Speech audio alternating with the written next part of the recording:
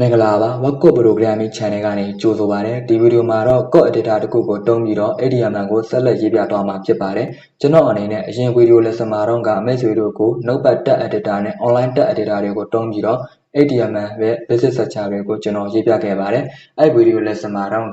HTML ကိုရေးထားဖို့အတွက် code editor တွေကိုတုံးပြီးတော့ရေးသွားမယ်လို့ကျွန်တော်ပြောပြခဲ့ပါတယ်အဲ့တော့ကျွန်တော်အနေနဲ့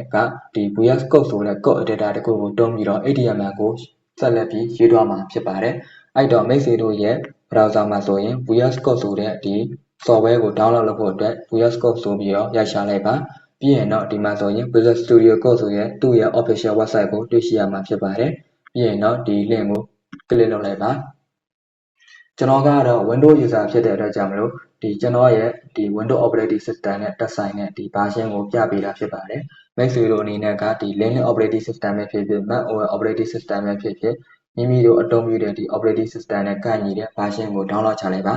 ကျွန်တော်ကတော့ဒီမှာ download for Windows ဆိုတာကိုကျွန်တော်ကနှိပ်ပြီးတော့ download ချမှာဖြစ်ပါတယ်ကျွန်တော်ကဒီ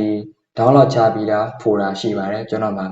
ကျွန်တော် download ချရင်ကြာမှာဖြစ်တဲ့အတွက်ကြောင့်မလို့ကျွန်တော်က download ချပြီးသား folder ကိုပဲ open လုပ်လိုက်ပါမယ်ပြီးရင်တော့ကျွန်တော်တို့ကဒီ file ကို administrator mode နဲ့ run လိုက်မှာဖြစ်ပါတယ်ဒီမှာဆိုရင်တော့ဒီ software ကိုတုံးမယ်ဆိုရင်သူကဒီသူ့ရဲ့ license ကို agreement လုပ်ပေးဖို့အတွက်သူကပြောပြထားတာဖြစ်ပါတယ်ကျွန်တော်တို့က I accept တဲ့ agreement ကိုနှိပ်မယ်ပြီးရင်နှိပ်ကိုထပ်နှိပ်မယ်ဒီမှာဆိုရင် additional icon မှာဆိုရင် create desktop icon ကိုဒီ check မလုပ်ရသေးဘူးဆိုရင်ဒါကို check လုပ်ထားပြီးပါဒါကမိတ်ဆွေတို့ရဲ့ computer မှာဆိုရင် desktop ပေါ်မှာ shortcut တစ်ခုကိုဖန်တီးပေးမှာဖြစ်ပါတယ်ပြီးရင်တော့နှိပ်ကိုနှိပ်ပါမယ်ပြီးရင်ကျွန်တော်တို့က install ကိုထပ်နှိပ်မှာဖြစ်ပါတယ်ကျွန်တော်ကတော့ဒီ VS Code ကိုကျွန်တော်ရဲ့ Windows computer မှာ install လုပ်ပြီးတာဖြစ်တဲ့အတွက်ကြောင့်မလို့ကျွန်တော်က cancel လုပ်လိုက်ပါမယ်ပြီးရင်တော့ကျွန်တော်ကရက်ကိုနှိပ်ပါမယ်မိတ်ဆွေတို့အနေနဲ့download ရယူပြီးသွားပြီပြီးရင် install တင်ပြီးသွားပြီဆိုရင်မိတ်ဆွေတို့ရဲ့ computer မှာ Visual Studio Code ဆိုတဲ့ဒီလိုမျိုး icon ကို shortcut ကိုတွေ့ရှိရမှာဖြစ်ပါတယ်ဒါကိုကျွန်တော်တို့ကဖွင့်လိုက်ပါမယ်မိတ်ဆွေတို့အနေနဲ့ဒီလိုမျိုးစမြင်ရမှာဖြစ်ပါတယ်ကျွန်တော်တို့အနေနဲ့အရင်ဗီဒီယို lesson မှာတော့HTML basic ဆိုတဲ့ဒီ folder တစ်ခုကိုကျွန်တော်တို့တည်ဆောက်ခဲ့ပါတယ်ကျွန်တော်ကအဲ့ဒီ folder ကိုဖွင့်ပါမယ်ကျွန်တော်ကဒီမှာ file ကို click ပါမယ်ပြီးရင်တော့ open folder ကိုတွားပါမယ်ကျွန်တော်တို့ဒီမနေ့တုန်းကကျွန်တော်တို့အရင်ဗီဒီယို lesson မှာတော့တည်ဆောက်ခဲ့တဲ့ဒီ HTML basic ဆိုတဲ့ folder ကိုဖွင့်ပါမယ် desktop ပေါ်မှာရှိတယ်ပေါ့နော်ပြီးရင် HTML basic ကိုဖွင့်မယ်ပြီးရင် select folder ကိုရွေးလိုက်မှာဖြစ်ပါတယ်ဒါဆိုရင်တော့ကျွန်တော်တို့အနေနဲ့အရင်ဗီဒီယို lesson မှာကျွန်တော်ရေးခဲ့တဲ့ဒီ index.html ကိုမြင်ရမှာဖြစ်ပါတယ်ပြီးရင်တော့ကျွန်တော်ဒါကိုပြန်ပြီးတော့ဖြတ်လိုက်မှာဖြစ်ပါတယ်ကျွန်တော်အနေနဲ့ပြန်ပြီးတော့ရေးပြပါအောင်မယ်ဒီမှာဆိုရင်တော့ HTML full column 5လို့ကျွန်တော်ရေးပြီးတော့ tag key ကိုနှိပ်လိုက်ပါမယ်ကျွန်တော်တို့တုံးနေတဲ့ဒီ HTML ရဲ့ version อ่ะဆိုရင် version 5ဖြစ်ပါတယ်ကျွန်တော်အနေနဲ့အရင်ဗီဒီယိုမှာကျွန်တော်မပြောပြခဲ့တဲ့ tag တွေ element တွေဒီမှာပါလာပါတယ် meter ဆိုတဲ့ဒီ element တွေပါလာမယ်ပြီးရင် len ဆိုတဲ့ဒီ en ဆိုတာပါလာမယ်ဒါကတော့ language ကိုပြောဆိုခြင်းဖြစ်ပါတယ်ပြီးရင်ဒါကတော့ en ဆိုတာက English language ကိုပြောဆိုခြင်းဖြစ်ပါတယ် meter element တွေနဲ့ပတ်သက်ပြီးကျွန်တော်အနေနဲ့နောက်ထပ်လိုအပ်ရင်လိုအပ်တယ်လို့ဆက်လက်ပြီးပြောပြပေးသွားမှာဖြစ်ပါတယ်ယခုအခါကတော့မိတ်ဆွေတို့အနေနဲ့ဒီ HTML ရဲ့ basic structure တွေကိုသိရှိထားရင်ရပါပြီဒီမှာဆိုရင်ကျွန်တော်တို့က font size တွေ change ချင်တယ်ဆိုရင်ကျွန်တော်တို့က setting ကိုတွားပါမယ်ပြီးရင်ကျွန်တော်တို့ကဒီမှာဆိုရင် setting ကိုထပ်နေပါမယ်ဒီမှာဆိုရင်တော့ကျွန်တော်တို့က text editor ကိုတွေ့ရှိရမှာဖြစ်ပါတယ်ကျွန်တော်တို့က text editor ကိုဖွင့်လိုက်မယ်ပြီးရင်တော့ကျွန်တော်တို့က font ကိုတွားမယ်ဒီမှာဆိုရင် font size ကကျွန်တော်အနေနဲ့ဒီ16ထားကြည့်မယ်ကျွန်တော်18လောက်ထားကြည့်မယ်ပေါ့18လောက်ထားပြီးတော့ကျွန်တော်ကပြန်ပြီးတော့ကြည့်လိုက်မယ်ဆိုရင်ဒါကိုဆိုရင်ကျွန်တော်တို့က font size ကြီးတော့မှာဖြစ်ပါတယ်ဒါကတော့မိတ်ဆွေတို့အနေနဲ့ကိုက်ညီတဲ့မိတ်ဆွေတို့တုံးကျင်တဲ့ font ကိုထားလိုက်ပါပြီးရင်တော့ကျွန်တော်တို့ကဒီ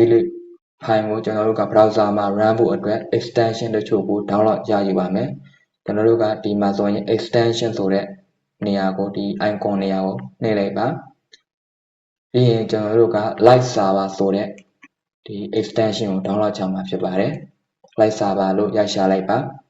ကျွန်တော်ဒီမှာဆိုရင် live server ကိုတွေ့ရှိရမှာဖြစ်ပါတယ်ကျွန်တော်က install လုပ်ပြီးတာဖြစ်တဲ့အတွက်ကြောင့်မလို့ဒီလိုမျိုးပြနေတာဖြစ်ပါတယ်မိတ်ဆွေတို့အနေနဲ့ဒီနေရာမှာဆိုရင် install ဆိုတဲ့ဒီအရာကိုပြနေပါလိမ့်မယ် ကျွန်တော်ပြန်ပြီးတော့ uninstall install ပြန်လုပ်ပြပါမယ်ကျွန်တော် uninstall ဒါပြန်လုပ်လိုက်မယ်ပြီးရင်ကျွန်တော်တို့က install လုပ်လိုက်ပါမယ်ပြီးရင်တော့ကျွန်တော်ဒါဒီ install တင်တော့ပါပြီအဲ့တော့ကျွန်တော်တို့ကကျွန်တော်တို့ရေးခဲ့တဲ့ဒီ HTML file ကို browser မှာ run ဖို့ဆိုရင်ကျွန်တော်ဒီမှာ go live ဆိုတဲ့အရာလေးမြင်ရပါလိမ့်မယ်ကျွန်တော်တို့ဒါကလည်းဒီ extension မှာ live server ဆိုတဲ့ extension ကို down ထားမှာလည်းဒီ go live ကမြင်ရမှာဖြစ်ပါတယ်ကျွန်တော်တို့က go live ကိုနှိပ်ပြီးတော့ run လိုက်ပါမယ်ပြီးရင်ကျွန်တော်တို့က allow ဆိုပြီးတော့ခွင့်ပြုချက်ကိုပေးလိုက်ပါမယ်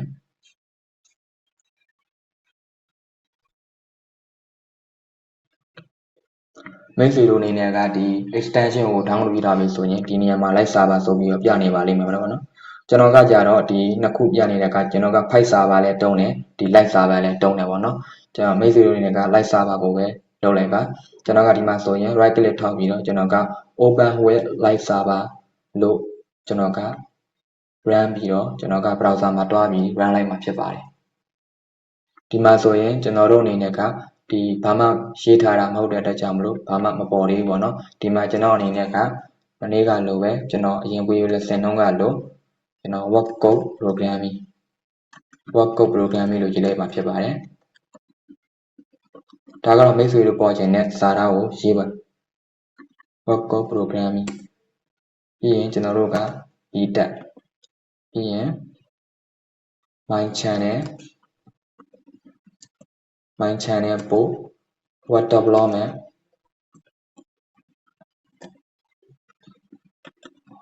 development and Android development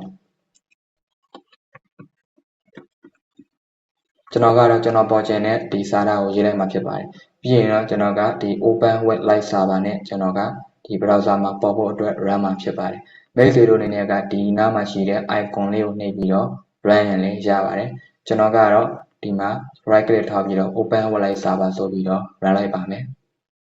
ဒါဆိုရင်တော့ကျွန်တော်တို့ပေါ်ချင်တဲ့စာသားကျွန်တော်တို့ပေါ်ချင်တဲ့အရာတွေကိုကျွန်တော်တို့ browser မှာပေါ်နေပြီဖြစ်ပါတယ်ကျွန်တော်တို့နောက်ပိုင်းမှာဆိုရင်လည်းပဲဒီလိုမျိုး code editor ကိုပဲတုံးပြီးတော့ကျွန်တော်တို့ဒီ HTML page တွေ web page တွေ website တွေကိုကျွန်တော်ဆက်ပြီးတော့ develop လုပ်ပြီးတော့မှာဖြစ်ပါတယ်အဲ့တော့ကျွန်တော်အနေနဲ့ဒီဗီဒီယိုမှာမိတ်ဆွေတို့အနေနဲ့မရှင်းလင်းခဲ့တာရှိရင်ဒီ download လုပ်တာတို့ဒီ install လုပ်တာတို့ဒီမရခဲ့တာရှိရင် comment မှာရေးထားပေးလို့ရပါတယ်နောက်ထပ်ဗီဒီယိုတွေမှာဆိုရင်ကျွန်တော်ဒီ code editor ကိုပဲတုံးပြီးတော့ HTML website တွေကိုကျွန်တော် develop လုပ်ပြီးတော့မှာဖြစ်ပါတယ်အားလုံးကိုကျေးဇူးတင်ပါတယ်